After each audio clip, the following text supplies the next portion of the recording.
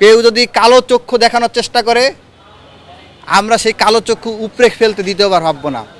দেখুন, গণভোট দাঁড়িয়ে আছে 2 সহস্রাধিক শহীদের রক্তের উপর দাঁড়িয়ে, এবং আমাদের রক্তের ঋণ আছে। জুলাই শহীদরা আমাদেরকে দিয়ে বুকের তাজা রক্ত ঢেলে দিয়ে একটি সংস্কার এবং একটি নতুন বাংলাদেশ বিনির্মাণের জন্য আমাদেরকে দায়িত্ব দিয়ে গিয়েছেন। তাদের রক্তের আমানত আমাদের হাতে আছে। যদি কেউ এই সংস্কার বাস্তবায়নের ক্ষেত্রে কেউ যদি কালো চক্ষু দেখানোর চেষ্টা করে আমরা সেই কালো চক্ষু উপড়ে ফেলতে দ্বিতীয়বার ভাববো না।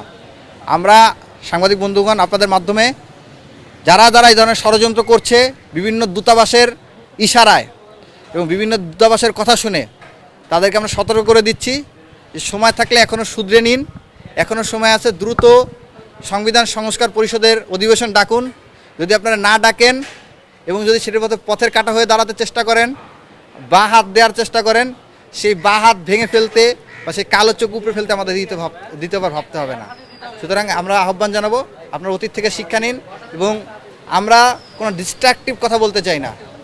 যেহেতু বাংলাদেশ একটি সংকটকাল অতিক্রম করছে, আমরা সেই সংকটটাকে অনুধাবন করি, সেই সংকটটাকে আমরা বিশ্বাস করি এবং আমরা চাই যে সেই সংকটটা আদতেই সমাধান হোক। আমরা সেই সংকট নিয়ে রাজনীতি করতে চাই না, বা সেই সংকটকে কাজে লাগিয়ে আমরা সরকারকে বিপদে ফেলতে চাই না।